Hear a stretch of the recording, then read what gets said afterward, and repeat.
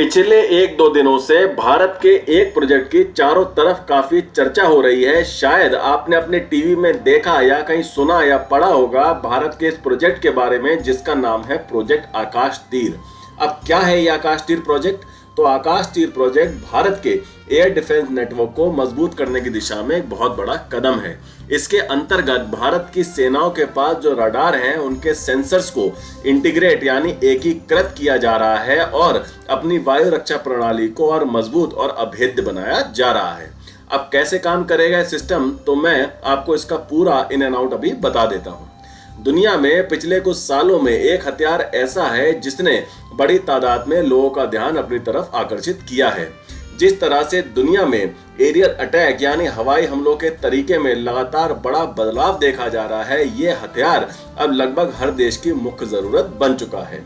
इसी की सहायता से कोई भी सेना अपने बड़े बड़े मिलिट्री इंस्टॉलेशंस जैसे एयरपोर्ट, सरकारी बिल्डिंग, सेना के मुख्यालय, सेना के बड़े बड़े बेसिस इत्यादि की रक्षा कर पाती है और इस हथियार को कहते हैं एयर डिफेंस सिस्टम। अब कैसे काम करता है एयर डिफेंस सिस्टम? ये काम करता है रडार की सहायता से। अभी भारत की तीनों सेनाओं के पास जो रडार हैं, फिर चाहे वो हाई पावर रडार हो, लो पावर रडार हो, एयर डिफेंस सिस्टम के रडार हो, कम दूरी के या ज्यादा दूरी के रडार हो, ये रडार आकाश में रेडियो वेव्स या रेडियो सिग्नल भेजते हैं। और जब ये रेडियो वेव्स किसी एरियल ऑब्जेक्ट पर पड़ती हैं तो रडार में लगे सेंसर इन वेव के रिफ्लेक्शन को सेंस करके तुरंत ऑपरेटर को इस उड़ते हुए ऑब्जेक्ट की जानकारी दे देते हैं और इसके बाद फिर जरूरी कार्रवाई की जाती है। अब आप सोचिए, पूरे भारत में इतने बड़े लैंड, सी और एरियल बॉर्डर पर ना जाने कितने रडार लगे होंगे। हर रडार अपना अपना काम कर रहा है, लेकिन समस्या ये है कि ये रडार आपस में तकनीकी रूप से कनेक्टेड नहीं है। अगर एक रडार किसी ऑब्जेक्ट को डिटेक्ट करता है तो बाकी के अन्य रडारों को इसकी जानकारी नहीं मिल पाती। अब इससे दो प्रमुख समस्याएं उत्पन्न होती हैं। एक तो जो रियल टाइम इंफॉर्मेशन है वो सभी जगह समय पर नहीं मिल पाती, और दूसरा ये कि अगर किसी भी रडार पर कोई एरियल ऑब्जेक्ट डिटेक्ट हुआ है, उसे उसका ऑपरेटर देखकर और एनालाइज करके फीड करता है, अलग अलग जगह के एयर स्पेस की जानकारी उसे नहीं मिल पाती। कई बार तो आर्मी और एयरफोर्स के जो रडार हैं उनका इनपुट भी पूरी तरह से मैच नहीं होता, जिससे दुश्मन के किसी हवाई हमले की स्थिति में रिएक्शन टाइम काफी ज्यादा हो जाता है, क्योंकि पहले सारी पिक्चर को देखकर फिर कोऑर्डिनेशन करके ही कोई एक्शन लेना होता है। और ये रिएक्शन टाइम जितना ज्यादा होगा उतना ज्यादा ही खतरा बढ़ता जाएगा, क्योंकि आज के मॉडर्न एरियल अटैक्स इतनी तेजी से होते हैं कि अगर रिएक्ट करने में कुछ सेकंड भी इधर से उधर हो जाए तो समझिए आपका खेल खत्म। बस कुछ ही सेकंड में सारा मामला इधर से उधर हो सकता है। अब इस आकाश तीर प्रोजेक्ट में भारत के जो भी रडार हैं, फिर चाहे वो आर्मी को हो, एयरफोर्स के हो, सभी को आपस में इंटीग्रेट किया जा रहा है, जिससे हर किसी को हर समय रियल टाइम इंफॉर्मेशन मिलती रहती है कि किस एरिया में क्या हो रहा है, कहीं किसी एरिया में दुश्मन की कोई हलचल तो नहीं हो रही। और जैसे ही कोई भी रडार दुश्मन के किसी भी एरियल ऑब्जेक्ट को डिटेक्ट करता है, सबको तुरंत इसकी सूचना मिल जाएगी। इस सिस्टम से यह भी पता चल जाता है कि एरियल टारगेट अपना है या दुश्मन का है, यानी ये दोस्तों और दुश्मनों में फर्क भी पहचान सकता है। और साथ ही साथ हमारी सेनाएं बिना कोई वक्त गवाए आपस में तुरंत कोऑर्डिनेट करके इस ऑब्जेक्ट के खिलाफ हमले की कार्रवाई तुरंत कर सकती है। इस सिस्टम की मदद से फैसला लेने में बिल्कुल भी देरी नहीं होगी। इससे कोऑर्डिनेशन और सिचुएशनल अवेयरनेस बढ़ रही है, यानी पता रहेगा कि किस फ्रंट पर क्या हो रहा है।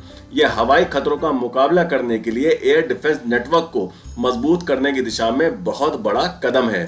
यह पूरे देश के एयर स्पेस की एक कंप्लीट पिक्चर देता है। किसी भी जगह, किसी भी भौगोलिक स्थिति में, किसी भी मौसम में या किसी भी बॉर्डर पर तैनात एक मिलिट्री यूनिट को भी यह पूरी पिक्चर दिखाएगा और रियल टाइम इंफॉर्मेशन शेयर करेगा। दुनिया में अब एयर वॉरफेयर इतना कॉम्प्लेक्स होता जा रहा है कि बिना ऑटोमेशन के एयर डिफेंस को सुनिश्चित कर पाना बहुत ही मुश्किल है, और भारत का आकाश तीर प्रोजेक्ट इसी दिशा में एक बहुत बड़ा कदम है। इसे भारत इलेक्ट्रॉनिक्स लिमिटेड यानी BEL ने डेवलप किया है। इस प्रोजेक्ट के अंतर्गत सेना की जरूरतों को देखते हुए ऐसे 455 सिस्टम बनाए जाने थे, जिसमें से 107 सिस्टम को डिलीवर करके पूरे चाइनीज बॉर्डर पर लगा भी दिया गया है। पाकिस्तान के बॉर्डर के लिए भी 105 सिस्टम अगले साल मार्च 2025 तक लगा दिए जाएंगे और बाकी के बचे हुए सिस्टम 2027 तक डिलीवर भी कर दिए जाएंगे। पर अब आप मुझे जल्दी से कमेंट करके बताइए कि आप क्या सोचते हैं प्रोजेक्ट आकाश तीर के बारे में। अब चलते हैं दूसरे सेक्शन, यानी जो लोग जॉब ढूंढ रहे हैं उनके लिए काम की खबर।